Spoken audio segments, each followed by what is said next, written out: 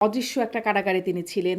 তার নামে অনেক কিছু হয়েছে যার কিছুই তিনি জানতেন না বা তখন থেকে কিন্তু আমি বলছিলাম যে রাষ্ট্রপতির এই আদেশের জারির ক্ষমতা নাই, তবে উনি রাবার স্ট্যাম্প রাষ্ট্রপতি।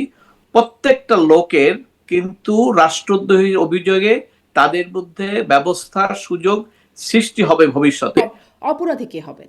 প্রধান বিচারপতির কাছে ওই দুই একজন উপদেষ্টা এবং একজন গিয়েছিলেন, তাহলে ওনারা তার মধ্যে অভিযুক্ত হয়ে যাচ্ছেন কেন? ১৩৩টার মতো এরকম অর্ডিন্যান্স হয়েছে।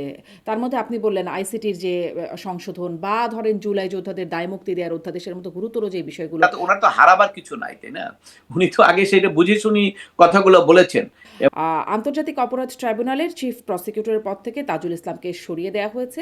বিএনপিও তখন আপত্তি করেন নাই, কারণ হলো যে ওনারও তো যোগ্যতা আছে, কারণ উনি ট্রাইব্যুনাল সম্পর্কে ভালো মামলা করছেন। যদিও যারা অভিযুক্ত, যাদের সাজা হয়েছে, তাদের একটা পয়েন্ট রয়ে গেছে। যদিও রায় হয়ে গেছে যেগুলো, সেগুলো বদলে যেতে পারে। যুদ্ধাপরাধীদের ক্ষেত্রে যেমন দেখেছি পরবর্তীতে সব বাতিল হয়ে গেছে, যাদের রায় কার্যকর হয়ে ওঠে নাই। এই যুদ্ধাপরাধীর বিচারের আন্তর্জাতিক অপরাধ ট্রাইব্যুনালেও আওয়ামী লীগ যখন ছিল, তাদের ইচ্ছা মতো তখন তারা প্রসিকিউটর নিয়োগ করেছে, তাই না? ১৭ বছর ধরে বিরোধী দলের নেতাকর্মীদের বিরুদ্ধে দায়ের করা যে মামলাগুলো, তার মধ্যে ১০০৬টি মামলা প্রত্যাহারের অনুমোদন দেওয়া হয়েছে।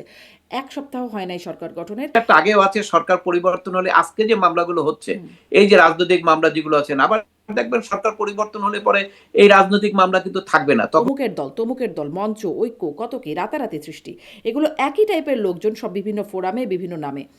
কোথায় তারা এত টাকা পেল? আমি নিজেই এক মামলায় গিয়েছিলাম, ৫ই আগস্টের গণনা আমি শুনবো না, কিন্তু এই কথাগুলো কিন্তু এমনিতে আসে নাই, এটা উপর লেভেল থেকে মেসেজ ছিল।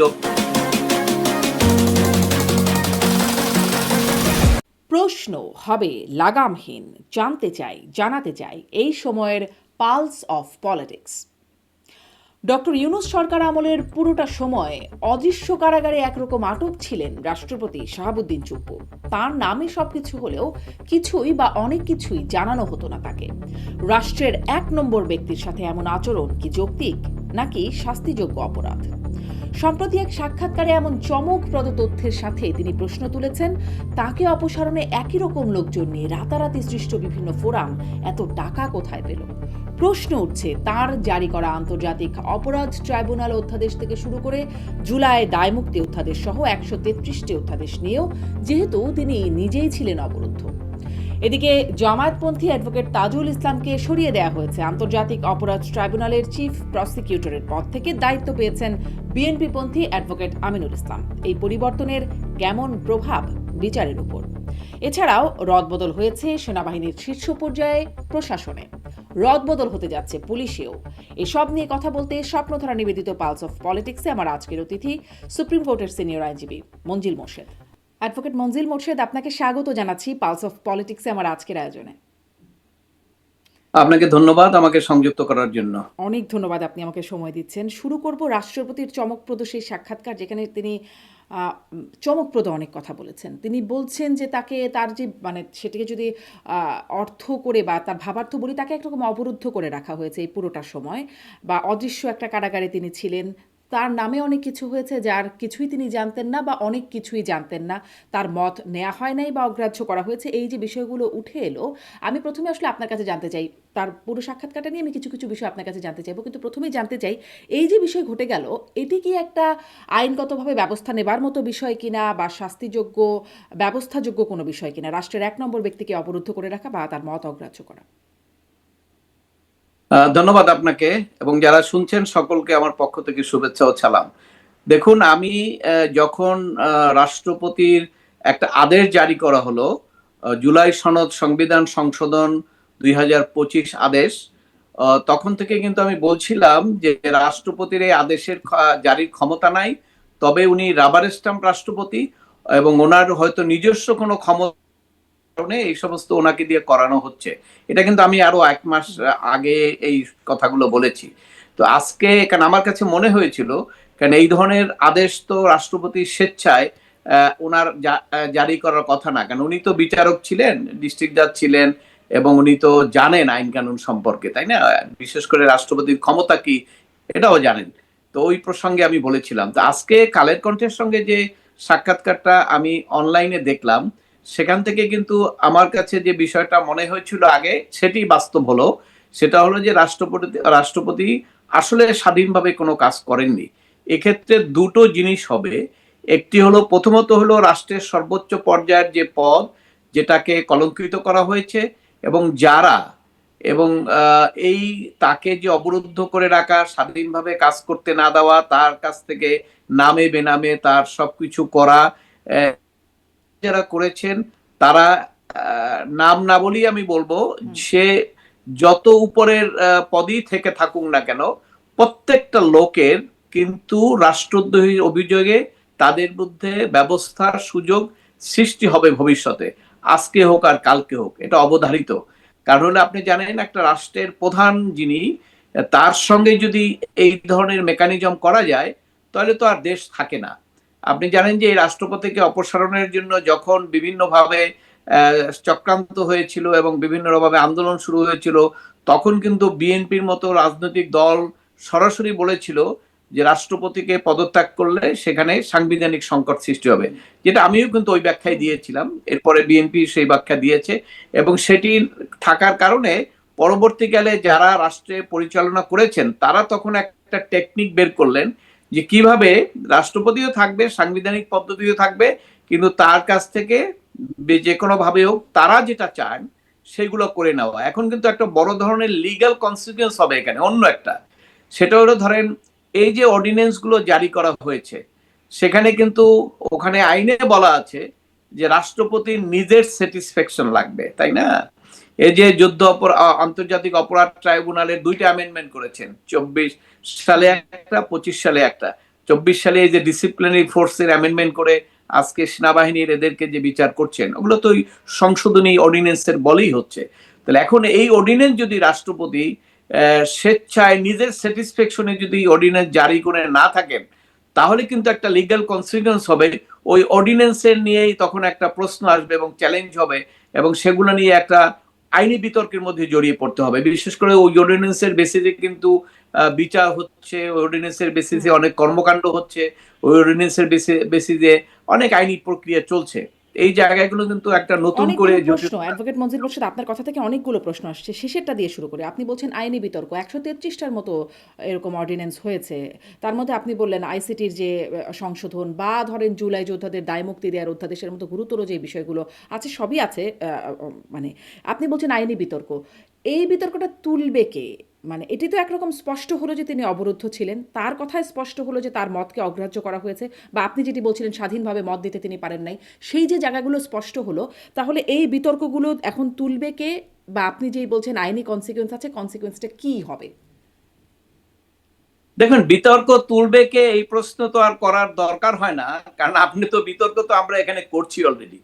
একটু আগে আপনার আর একটা চ্যানেলে আমি গিয়েছিলাম, সেখানে তো একই প্রশ্ন, এবং এটা আপনার দেখবেন যে কালকে সারাদিন ব্যাপী এবং আজকেও আলোচনা শুরু হয়ে গেছে, এবং এই বিতর্ক চলছে, এটা কেউ তুলতে হয় না। আচ্ছা, তাহলে কি কতগুলো এই জিনিস আছে। অর্ডিন্যান্সগুলো বাতিল হয়ে যেতে পারে?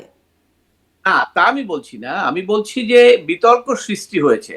এখন এই ক্ষেত্রে যে বিষয়টা আসবে সেটা কিন্তু এই সব অর্ডিন্যান্স যে এই যারা এখন প্লেস হবে, তো সব অর্ডিন্যান্সই যে অপ্রয়োজনীয় বা এই ধরনের বিতর্কের মধ্যে ব্যাপার তা না। কারণ অর্ডিন্যান্স করার যে অর্ডিন্যান্স মেকিং পাওয়ার আর্টিকেল 93 যে দেওয়া আছে, সেখানে সুনির্দিষ্টভাবে বলা আছে যে প্রয়োজনে, বিশেষ প্রয়োজনে, এবং রাষ্ট্রপতি যদি স্যাটিসফাইড হন, দুটো শব্দ কিন্তু। অর্থাৎ এখন যে অর্ডিন্যান্স গুলো করা হয়েছে সেখানে প্রয়োজন এবং স্যাটিসফ্যাকশন। এখন স্যাটিসফ্যাকশনটা উনি কিন্তু সবকিছু যে উনি স্যাটিসফাইড না হয়ে করেছেন তা কিন্তু না, কারণ উনি কিন্তু কোনো কোনো অর্ডিন্যান্স হয়তো ওনার স্যাটিসফ্যাকশন আছে। এখন এগুলো বর্তমান যারা ক্ষমতায় আছেন তারা নিশ্চয়ই অর্ডিন্যান্স গুলো যাচাই বাছাই করবেন, এবং যাচাই বাছাই করে দেখবেন যে এখানে রাষ্ট্রপতির সেই সম্মতি ছিল কিনা। ইভেন কি তারা কনসাল্টও করতে পারেন, কারণ আইন মন্ত্রণালয় কিন্তু কনসাল্টও করতে পারেন রাষ্ট্রপতির সঙ্গে, যে মহামান্য রাষ্ট্রপতি, আপনার এই যে অর্ডিন্যান্স গুলো, এগুলোর মধ্যে কোনগুলোর ব্যাপারে আপনার সরাসরি সম্মতি এবং আপনার স্যাটিসফ্যাকশন ছিল, এবং সেই অনুসারে সেগুলা প্লেস হতে পারে। যদি এখন সেটা হলো রাষ্ট্রপতি একটা। বলেন, যেমনটা তিনি তার সাক্ষাৎকারে বললেন, যদি তিনি বলেন যে না, আমার এই পার্টিকুলার অধ্যাদেশের ব্যাপারে স্যাটিসফ্যাকশন ছিল না বা আমাকে জানানো হয় নাই, তাহলে কি সেটা বাতিল হয়ে যেতে পারে?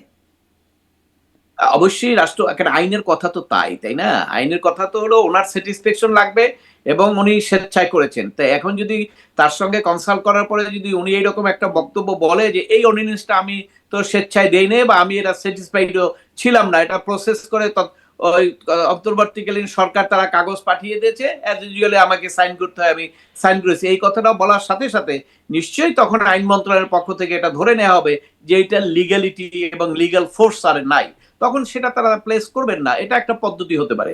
আর একটা পদ্ধতি আছে, সেটা ওনারা যদি নাও করেন, এটা ধরেন পার্লামেন্টে প্লেস হলো, আইন হয়ে গেল, কিন্তু আইন হয়ে যাওয়ার পরে আইন চ্যালেঞ্জ করার তো সুযোগ রয়ে গেছে। ভবিষ্যতে বিভিন্ন ক্ষেত্রে বিভিন্ন সময় এই সমস্ত অর্ডিন্যান্স গুলো আদালতে চ্যালেঞ্জ হবে। কারণ আমার কোনো মামলার প্রয়োজনীয় যদি হয়, তখন সেখানে আমরা চ্যালেঞ্জ করতে পারি। আইসিটির যে ট্রায়াল চলছে সেখানে আসামি পক্ষ এটা, তারা যদি কেউ এগ্রিভ হয়ে থাকেন এই অর্ডিন্যান্সের কারণে, তারা ওটা চ্যালেঞ্জ করতে পারেন। এই যে দেখেন এখানে অর্ডিন্যান্স মেকিং পাওয়ারটাই তো প্রপারলি হয় নাই, আইন তো চ্যালেঞ্জ করা যায় যে কোনো সময়, তো ওই প্রক্রিয়াও একটা যাবে। এখানে দুটো জিনিস হবে, একটা হলো সরকারও সতর্কভাবে চিন্তা ভাবনা করে এটা একটা স্ক্রুটিনাইজ করতে পারেন, আর এটা না হলেও পরবর্তীকালে একটা লিগ্যাল যে ফাইট আইন হয়ে যাওয়ার পরেও সেগুলোও একটা ভবিষ্যতের পথ ওপেন থাকবে। এবং সেটিও আমার মনে হয় যে একটা সময় কেউ না কেউ যে কোনো প্রক্রিয়ায় এগুলো আলোচনায় আসবে। কারণ হলো যে আলোচনায় আসার মতো সূত্র তো তৈরি হয়ে গেছে, কাজে এটা তো আলোচনায় আর আপনি দাবিয়ে রাখতে পারবেন না। জি, স্পষ্ট, মানে এটা যে এর যে কোনো কনসিকুয়েন্স হতে পারে সেটি এখন বোঝা যাচ্ছে যদি কোনো কেউ চ্যালেঞ্জ করে এই বিষয়গুলোতে। আপনি বলছিলেন যে তাকে রাবার স্ট্যাম্প রাষ্ট্রপতি বানিয়ে রাখা হয়েছে, বা তার মানে তার সাক্ষাৎকারও যেটি আসছে, এটিকে আপনি বলছেন রাষ্ট্রদ্রোহী অপরাধ। এই অপরাধের জন্য অপরাধী কে হবেন? এটা খুব সোজা কথা, কারণ আপনি দেখবেন যে তার যে ক্ষমতা, অর্থাৎ রাষ্ট্রপতির স্বাধীন কর্মকাণ্ডের উপরে এই অন্তর্বর্তীকালীন সরকারের যারা যারা হস্তক্ষেপ করেছেন, এর মধ্যে একটা জিনিস কিন্তু উনি সাক্ষাৎকারেই বলে দিয়েছেন যে আমাকে অপসারণ করার জন্য একজন প্রধান বিচারপতির কাছে ওই দুই একজন উপদেষ্টা এবং একজন গিয়েছিলেন। তাহলে ওনারা তার মধ্যে অভিযুক্ত হয়ে যাচ্ছেন, কারণ ওনাকে অপসারণের জন্য বেআইনিভাবে তারা একটা কনস্পিরেসি করেছিল। এটা তো ওনার বক্তব্যের মধ্যেই চলে আসছে। কাজে এখানে আমি নাম বলবো না, কিন্তু এখানে অনেক একদম টপ লেভেল থেকে অনেকেই এখানে জড়িয়ে যেতে পারেন।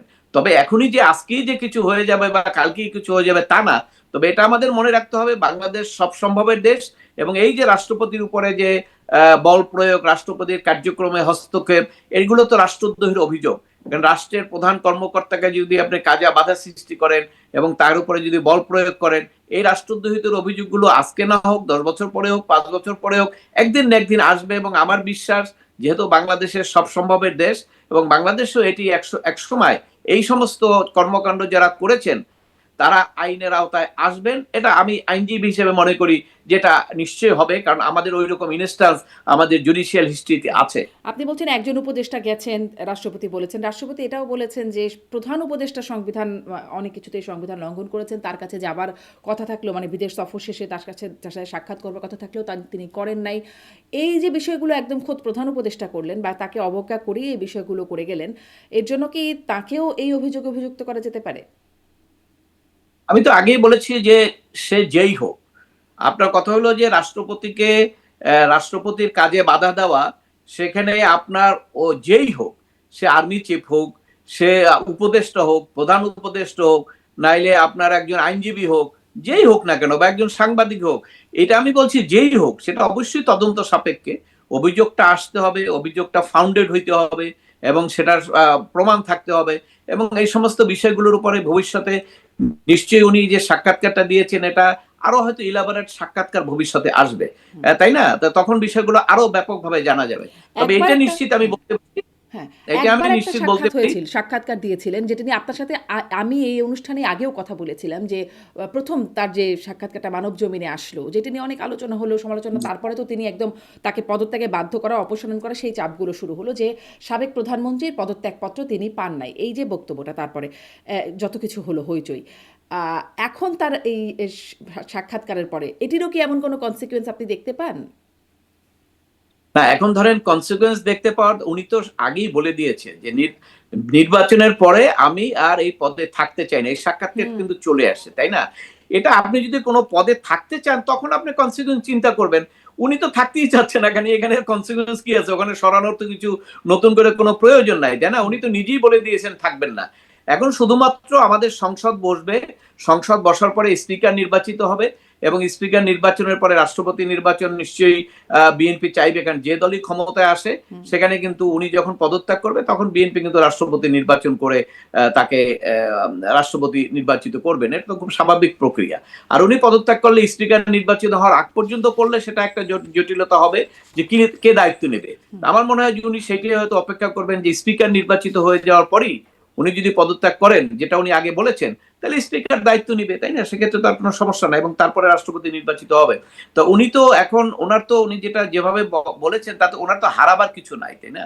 উনি তো আগে সেটা বুঝে শুনি কথাগুলো বলেছেন, এবং এই যে কথাগুলো যে বলেছেন এর জন্য অবশ্য ওনাকে ধন্যবাদ। কারণ অনেকে তো অনেক কথা বলে না, অনেকে অনেক কথা চেপে যায়, তাই না? তো এই যে উনি যে কথাগুলো বলেছেন এটিও আমি মনে করি যে আমাদের দেশের জন্য ভালো হলো। কারণ আমরা সবাই জানতে পারলাম যে আলটিমেটলি বাংলাদেশে কি হলো, এগুলো আমাদের ভবিষ্যৎ। কারণ ইতিহাস তো কোনো সময় আপনার চাপা থাকে না, প্রকৃত ইতিহাস কিন্তু চলে আসে, এবং ইতিহাসের আলোকে অভিজ্ঞতা নিয়েই কিন্তু আমাদের কাজ করতে হয়। অতএব উনি এটা বলেছেন, আমি মনে করি যে উনি খুব ভালো কাজ করেছেন। এটা অনেকেই আশঙ্কা করছিল, আমি আইনজীবী হিসেবে তো প্রকাশ্যেই বলে দিয়েছিলাম, অনেকবারই বলেছি উনি স্বাধীনভাবে এটা কাজ করতে পারেন না, এভাবে করার কথা না। কিন্তু তারপরে এখন আজকে তো সব প্রকাশ্যে আসলো যে আসলে উনি স্বাধীনভাবে করেন নাই। এটা অত্যন্ত দুঃখজনক যে একজন মহামান্য রাষ্ট্রপতি, যিনি সংবিধান অনুসারে যিনি হলেন সর্বোচ্চ অভিভাবক, তার সঙ্গে যদি আপনার বেআইনি ভাবে তার অধীনে যারা আছেন, তার কাছ থেকে যারা শপথ নিয়েছেন, তারা যদি এই বেআইনি কর্মকাণ্ডগুলো করেন, এটাকে জাতি বা দেশের রাজনৈতিক দলগুলো কিভাবে নিবে, এটা হয়তো কালকে পরশু আপনার বিভিন্নভাবে আলোচনার মধ্যে দিয়ে চলে আসবে। তবে আমি একজন আইনজীবী হিসাবে, একজন নাগরিক হিসেবে মনে করি যে এটি নিশ্চয়ই কেউ যেন এটাকে অ্যাভয়েড না করেন, এবং এটা যেন কোনোভাবে চাপা পড়ে না যায়। এটা নিশ্চয়ই যেন যথাযথ প্রক্রিয়ায় এটার একটা প্রতিকার যেন আসে, সেটাই আমার প্রত্যাশা থাকবে। তার মানে অনেকগুলো আইনি বিষয় রয়ে যাচ্ছে এখন। এই রাষ্ট্রদ্রোহিতা যারা করলো তাদেরও একটা বিচারের মুখোমুখি হতে পারে, এবং যে অধ্যাদেশগুলো জারি হয়েছে সেগুলোর মধ্যেও যেগুলো রাষ্ট্রপতির আসলেই কনসেন্ট নেওয়া হয় নাই বা মতামত নেওয়া হয় নাই, স্বাধীনভাবে মত প্রকাশ করা হয় নাই, সেগুলোর ক্ষেত্রেও একটা লিগাল কনসিকুয়েন্স হতে পারে। দেখা যাক সামনে কি হয়, নিশ্চয়ই তখনও আপনার কাছ থেকে এই বিষয়গুলো শুনবো। আরও দু একটি বিষয় আছে আলোচনার জন্য। আন্তর্জাতিক অপরাধ ট্রাইব্যুনালের চিফ প্রসিকিউটরের পদ থেকে তাজুল ইসলামকে সরিয়ে দেওয়া হয়েছে। আমি আসলে এই প্রশ্নটা করতে চাই যে তাকে নিয়োগ দেওয়ার সময় একটা সমালোচনা ছিল যে তিনি আসামি পক্ষের আইনজীবী ছিলেন আগে, তিনি এখন চিফ প্রসিকিউটর হিসেবে নিয়োগপ্রাপ্ত হয়েছিলেন। তাকে সেই নিয়োগটি দেওয়াই হলো কেন? আর এখন এসে সেই নিয়োগ দেওয়ার পেছনে যৌক্তিকতা কি ছিল, আর এখন সরিয়ে দেওয়ার পেছনে এই যৌক্তিকতা কি? দেখুন, নিয়োগ দেওয়াকালীন সময় তো তখন যারা ক্ষমতায় ছিলেন সেখানে আপনার ধরেন জামাতে ইসলামের তো একটা বড় ভূমিকা ছিল, তাই না? বিভিন্ন পদে তারা নিয়োগ দিয়েছেন, এবং আপনি জানেন এটা বিএনপি পরবর্তীকালে বিভিন্ন সমালোচনা করেছে। এটা দুই দলের মধ্যে একটা টানাপোড়েন চলছিল, কারা কারা কোন পদ দখল করেছেন। তো এখানে তারা যেহেতু যুদ্ধ অপরাধের আন্তর্জাতিক অপরাধ ট্রাইব্যুনালের যে বিচারটা, সবচেয়ে ক্ষতিগ্রস্ত দল হলো জামাত, কারণ জামাতের কয়েকজনের ফাঁসি কার্যকরী হয়েছে এবং তারা একটা ভোকাল ছিল, এবং ওই সাজার কারণে তাদের অনেকেরই কিন্তু মৃত্যুদণ্ড হয়ে গেছে, তারা আর জীবিত নাই। অতএব সেদিক থেকে জামাত কিন্তু খুব ক্ষতিগ্রস্ত হয়েছে, এবং সেদিক থেকে তারাও চেয়েছিল যে এই যুদ্ধ অপরাধীর এই আইনের মধ্যেই যারা তাদেরকে সাজা দিয়েছে, যে সমস্ত রাজনৈতিক দল, তাদেরকেও এই আইনের মার কাছে এখান থেকেই তারা সাজা দিবে, এরকম একটা পরিকল্পনা তো ছিল তাদের।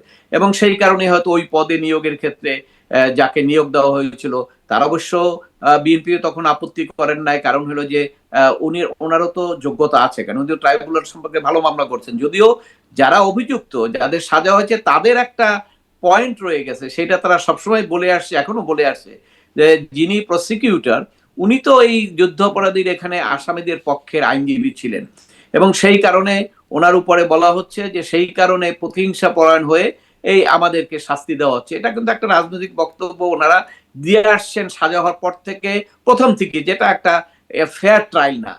সেই কারণে যেহেতু ওনারা ওখানে ছিলেন, সেটা কিন্তু আলোচনার মধ্যেই ছিল সবসময়। তো এখন ওই নিয়োগের পরে বর্তমানে কেন আসছে, এটা আবার একটা অন্য প্রসঙ্গ।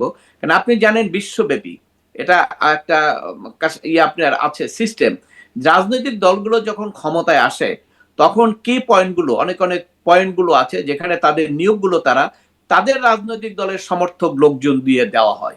এবং এখানে যাকে নিয়োগ দেওয়া হয়েছে তাকে আমি ব্যক্তিগতভাবে চিনি, ঢাকা কোর্টে যে ট্রায়াল করার যে আইনজীবী 8-10 হাজার আইনজীবী কিন্তু ওখানে প্র্যাকটিস করে, কিন্তু আপনি যদি একদম এক্সপার্ট ট্রায়াল লয়ার খোঁজেন তাহলে কিন্তু সর্বোচ্চ 10 জন যদি পান তার মধ্যে 3-4 জনের মধ্যেই কিন্তু আমিনুল ইসলামের নাম আছে এবং উনি অনেক ট্রায়াল করেছেন।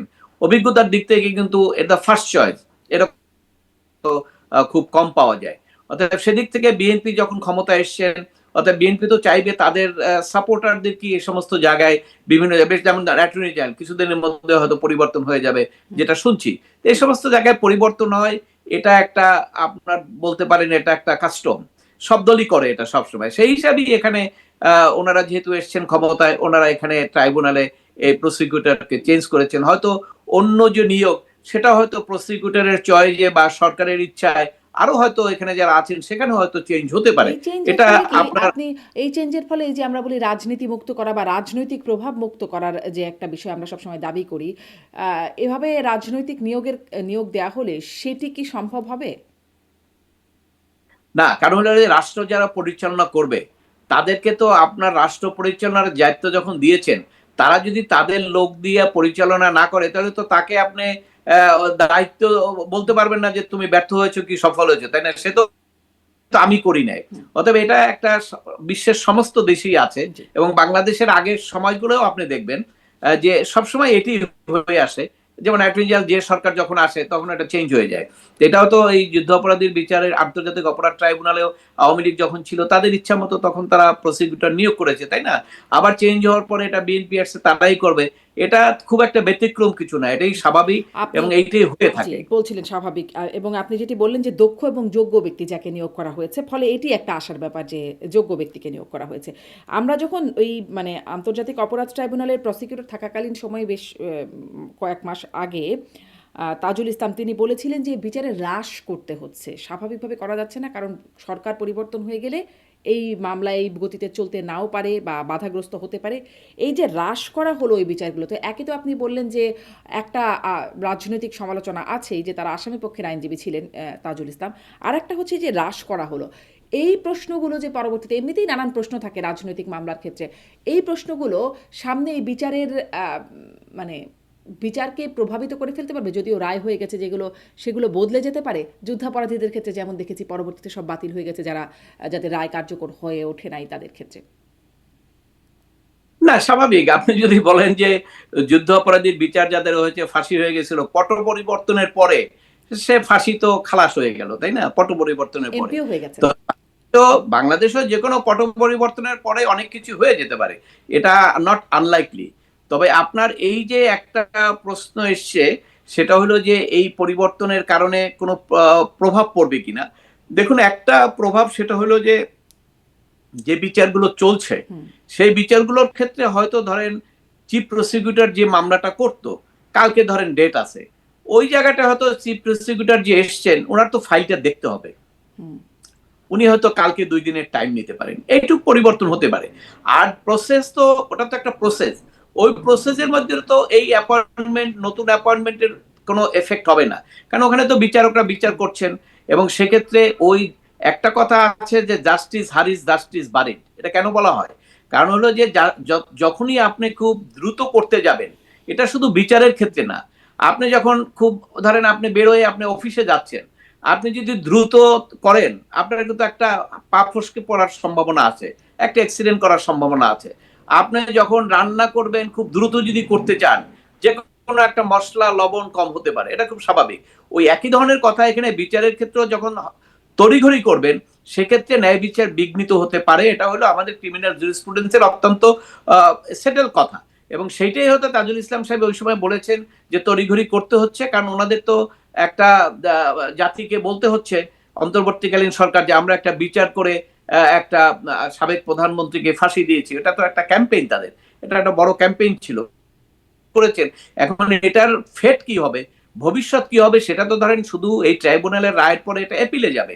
এপিলে হুম। যাওয়ার পরে ওখানে অনেক কিন্তু ওই যে অর্ডিন্যান্সের কথা বললাম, তারপরে এখানে জাস্টিস হারিট জাস্টিস বারিট হবে কিনা, তারপরে এখানে বিচার প্রক্রিয়ার মধ্যে আরো অনেক আইনগত ব্যাখ্যা আছে, সেটা তো আইনজীবী যারা নিয়োজিত হবেন তারা নিশ্চয়ই সেখানে দেখবেন, কারণ বিচার করার এই যে ক্ষমতাটা এই আইনজীবী যারা নিয়োজিত হবেন তারা অনেক কিছু দেখবেন। এই দেখার মতো একটি বিষয়ে প্রশ্ন তুলেছেন আন্তর্জাতিক খ্যাতিসম্পন্ন সাংবাদিক ডেভিড বার্গম্যান, যিনি আমাদের বিচার বিভাগ বা বিশেষ করে যুদ্ধাপরাধের ট্রাইব্যুনাল, আন্তর্জাতিক অপরাধ ট্রাইব্যুনাল নিয়ে তিনি অনেক কাজ করেন, তার বিশ্লেষণ আছে।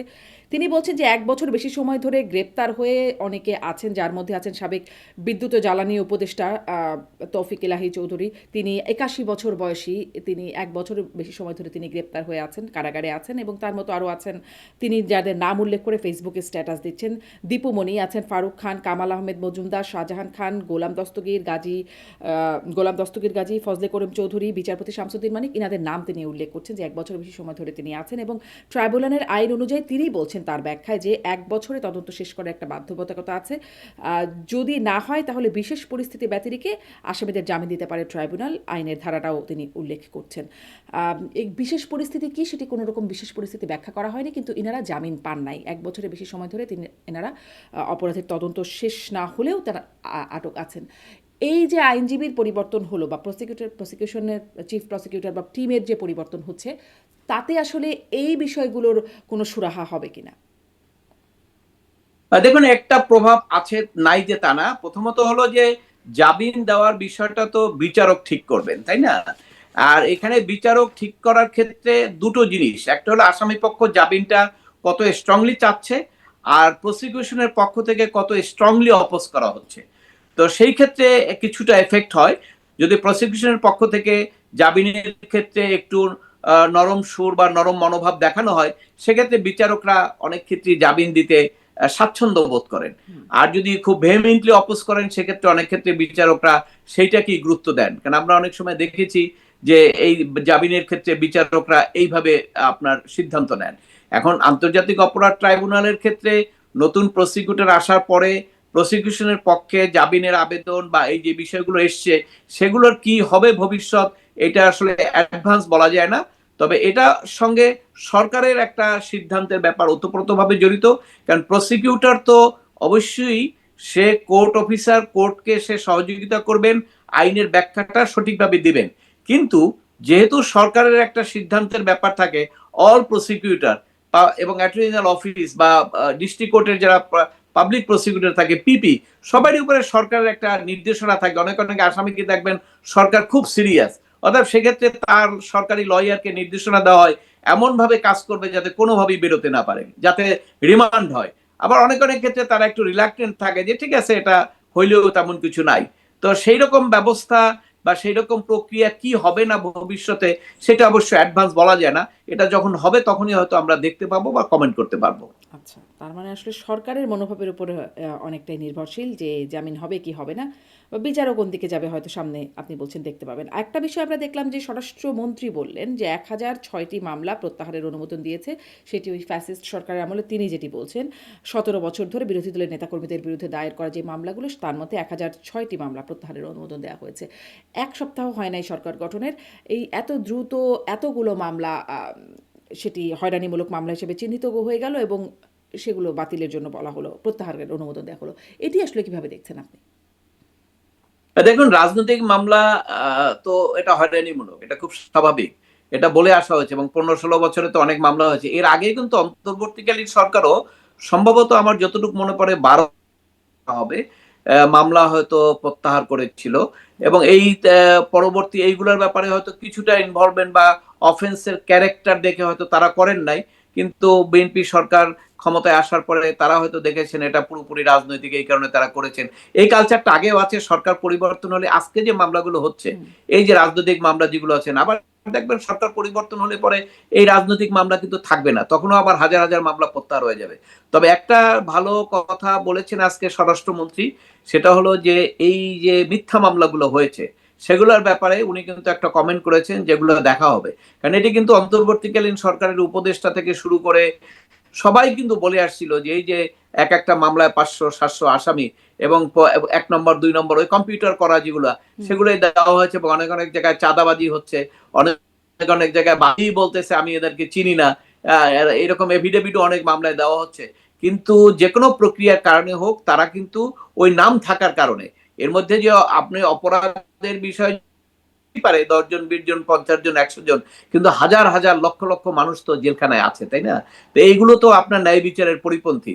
অতএব সেই জায়গাটায় আমার মনে হয় সরকার যদি এই মামলাগুলো তড়িৎ ভিত্তিতে যদি এইভাবে একটা কমিশন করে বা যে কোনো প্রক্রিয়ায় যে এই নিরপরাধ মানুষগুলোকে এই মামলা থেকে কিভাবে অব্যাহতি দেওয়া যায় বা কিভাবে জামিন প্রক্রিয়ায় বেরোতে পারে সেই ব্যাপারে যদি সরকার একটু অগ্রণী ভূমিকা পালন করে, তাহলে হয়তো এদের মানবাধিকার আরো নিশ্চিত করা সম্ভব হবে। জি। ব্যবস্থা আপনি বলছেন স্বরাষ্ট্রমন্ত্রী যেটা বলছেন নিশ্চয়ই আশার ব্যাপার। কিন্তু আমরা গত সরকারের মানে অন্তর্বর্তী সরকারের সময় আইন উপদেষ্টাকে বলতে শুনেছি বারবার যে মামলা ভিকটিম বা যিনি শিকার তিনি যদি মামলা করেন তাহলে সেটি তার ব্যাপার, সেটি নিয়ে আসলে সরকার কিছু করতে পারে না। যদিও আপনি যেটি বলছিলেন যে তাদের আমলেই অনেক মামলার, এমনকি ডক্টর ইউনূস থেকে শুরু করে প্রধান উপদেষ্টা থেকে শুরু করে অনেকের মামলা প্রত্যাহার হয়েছে। এখন আমরা দেখলাম সরকার ক্ষমতা নেওয়ার সাথে সাথে ১ সপ্তাহ যেতে না যেতেই ১০০৬টি মামলা প্রত্যাহার করা হলো। তার মানে ওই বক্তব্যটা আসলে কি মানে ওই বক্তব্যটার কি ভিত্তি আছে যে ভুক্তভোগী মামলা দিয়েছে সরকারের কিছু করার নাই?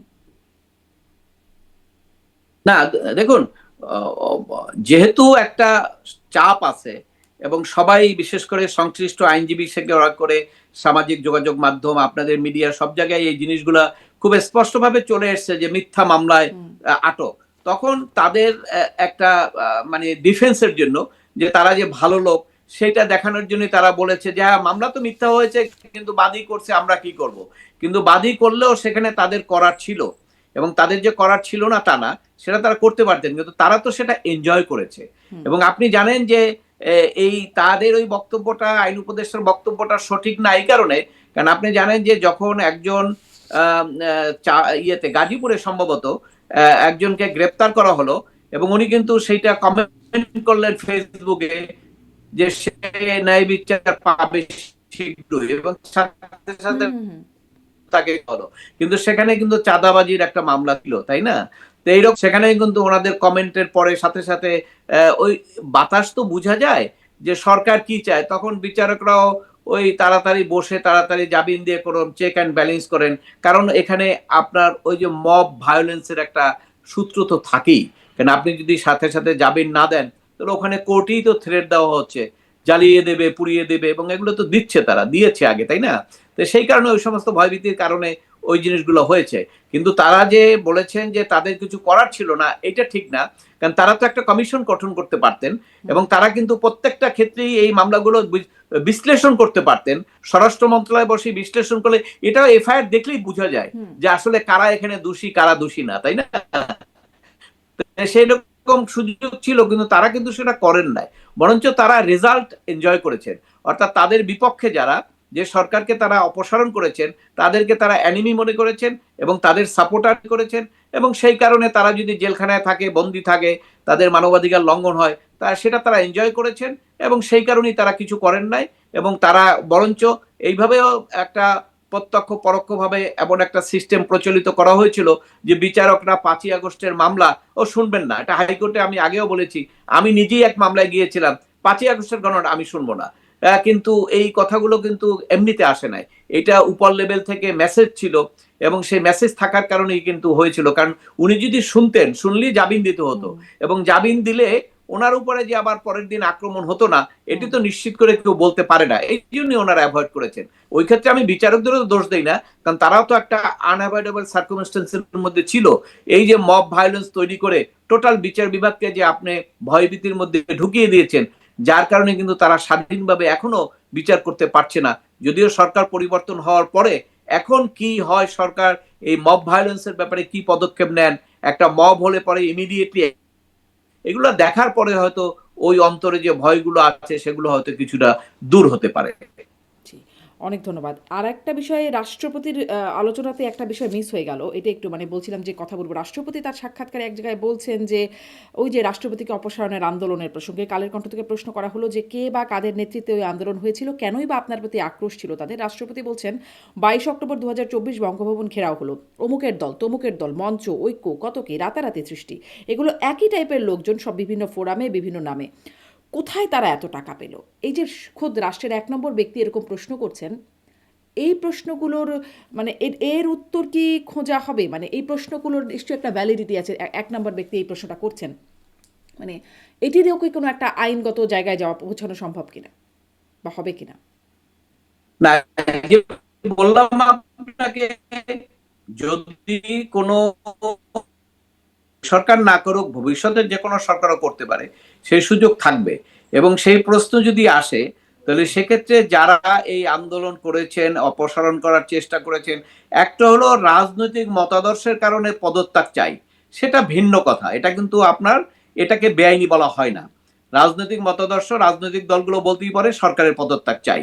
কিন্তু যখন আপনি জোর করবেন একজন সাংবিধানিক পদকে অপসারণের জন্য, আপনি যদি বেআইনি প্রক্রিয়ায় সমবেত হন এবং সেখানে তাকে যেভাবে আপনার যে শব্দগুলো ব্যবহার করা হয়েছে বা যেভাবে প্রেসার ক্রিয়েট করেছেন, এমন একটা সিচুয়েশন করা হয়েছিল যাতে সে পদত্যাগ করতে বাধ্য হয়, তাকে মানসিক চাপ দেওয়া হয়েছিল, ওই বিষয়গুলো কিন্তু আপনার যখন তদন্ত হবে তখন ওই বিষয়গুলো আসবে। কারা করেছে তখন নিশ্চয়ই সেখানে সবগুলো জিনিস আসবে। তবে ওই সময় কিন্তু বিএনপির পক্ষ থেকে কিন্তু তারা স্পষ্ট বলেছেন যে এটি অসাংবিধানিক হবে, কারণ সাংবিধানিক শূন্যতা সৃষ্টি করা ঠিক হবে না। এবং তারা যথার্থই বলেছিলেন, কারণ এই সাংবিধানিক শূন্যতা হলে তখন এইটি নিয়ে কিন্তু ভবিষ্যৎ, এই যে আজকে নির্বাচন থেকে বলেন, সবকিছুই কিন্তু মধ্যে পড়ে যেত। এবং কেউ কেউ চেয়েছিল ওই রকম একটা সুযোগে রাষ্ট্রপতি হয়ে যেতে চেয়েছিলেন। এটা তো আমরা পত্রপত্রিকায় দেখেছি, তাই না? এইরকম সংবাদও আমরা শুনেছি যে ওই পদেও কেউ কেউ যেতে চায়, অতএব কারো মনোবাসনা ছিল এবং সেই জন্যই তো অনেকে চেষ্টাও করেছিল। যাই হোক, সেটা আলটিমেটলি যেহেতু হয় নাই, এখন প্রশ্নটা এসছে। অতএব একটা অন্যায় কাজ যদি হয়, বেআইনি হয়, সেটা রাষ্ট্রের পক্ষ থেকে সেটা অ্যাড্রেস করা উচিত। যদি অ্যাড্রেস না করে, তাহলে বেআইনি কাজ, অন্যায় কাজ ভবিষ্যতে আরো রিপিটেড হবে। জি, ওই যে বিএনপি তখন আসলে এটাকে এই চক্রান্ত রুখে দিয়েছে বা প্রতিবাদ করেছে, তাদেরকে সমর্থন দেয় নাই, এবং তারপরে রাষ্ট্রপতি বললেন যে ৩ বাহিনীর প্রধান তারাও বেশ শক্তভাবে তাকে সমর্থন দিয়েছেন। এখন আরেকটা জায়গায় এই ৩ মানে বাহিনীগুলোতেও বেশ রদবদল হচ্ছে। আমি সেনাবাহিনীর কথা একটু আলোচনা প্রথমে আনি, যে ডিজিএফআই এর প্রধান থেকে শুরু করে বেশ কিছু পদে রদবদল হলো। এটি আসলে, আপনি নিজেও একজন সাবেক সেনা কর্মকর্তা, আপনি আসলে এই রদবদলকেও কিভাবে দেখছেন? এটিও কি ওরকমই যে বিচার বিভাগে আপনি যেমন বলছিলেন সরকার বদলের সাথে সাথে কিছু রদবদল, এই রদবদলগুলোকেও কি সেভাবেই ব্যাখ্যা করবেন, নাকি এর ভিন্ন মাত্রা আছে? না, আমি সাবেক সেনা কর্মকর্তা না। আমি সাবেক সেনা কর্মকর্তা না, আমি কখনো সেনাবাহিনীতে ছিলাম না। তাই? আচ্ছা, ভুল ধরলাম, এটা হলো দুঃখিত। আপনার, এটা এটা একটা regular work, regular routine work. কারণ হলো আপনি জানেন, সরকার পরিবর্তন হওয়ার পরে সরকারের তো পলিসি আছে না, সরকারের পলিসিগুলো কার্যকরী করার জন্য সরকার তার সিলেক্টিভ লোকই তো অ্যাপয়েন্ট করবে। এদের সচিব ৩ জন আজকে বদলি হয়ে গেল, তাই না? এই সমস্ত সেট আপগুলোই আস্তে আস্তে চেঞ্জ হবে, ভাইস চ্যান্সেলর চেঞ্জ হবে। এগুলো একটা রুটিন ওয়ার্কই বলতে পারেন। এবং এটা অ্যাজ ইউজুয়াল, এটার মধ্যে কোনো ব্যতিক্রম কিছু নাই। এটা যখন সরকার পরিবর্তন হয়, সেই সরকার এসে করে। ইভেন কি আমরা তত্ত্বাবধায়ক সরকার যখন এসেছিল, তাদেরকেও আমরা দেখেছি যে এই সমস্ত পরিবর্তনগুলো তারা করেছে। কারণ যারা সিটে থাকবে, যারা রাষ্ট্র পরিচালনা করবে, হুম। তাদের চয়েস অনুসারে, তাদের সেট আপ অনুসারে তো তারা কাজটা করবে। অন্যের সেট আপে তো আর তারা কাজ করবে না। কাজে এই স্বাভাবিক কর্মকাণ্ড, এটাকে আমি মনে করি। এবং আরো রদবদল হবে, সব জায়গায় রদবদল হবে, কারণ রদবদল ছাড়া তো বিএনপি তারা যেভাবে রাষ্ট্র পরিচালনা করতে চায় সেটা কিভাবে করবে? এটা আগে যখন আওয়ামী লীগ ক্ষমতায় আসছে তারাও রদবদল করেছে, যখন আপনার এরশাদ সাহেব ক্ষমতায় আসছে তারাও রদবদল করেছে। এটা একটা নর্মাল একটা প্রক্রিয়া এবং এটা হয় সবসময় জি, পরিবর্তন হলে। জি, একদমই তাই। দেখা যাচ্ছে যে স্বরাষ্ট্রমন্ত্রী বলছেন পুলিশেও কিছু রদবদল হবে, সচিবদের ক্ষেত্রেও, সিনিয়র সচিবদের ক্ষেত্রেও রদবদল দেখা যাচ্ছে। দেখা যাক এই রদবদলে আসলে কেমন প্রভাব পড়ে। সরকারের কেবল অল্প কিছুদিন হলো, সামনে তাদের কাজ কেমন হয় সেই বিষয়ে আপনাদের সাথে কথা বলবার সুযোগ হবে। অনেক ধন্যবাদ অ্যাডভোকেট মনজিল মোর্শেদ, আপনার সাথে কথা বললাম, অনেকটা সময় আপনি দিলেন। আপনাকে ধন্যবাদ। দর্শক, আপনাদের সবাইকে অনেক ধন্যবাদ।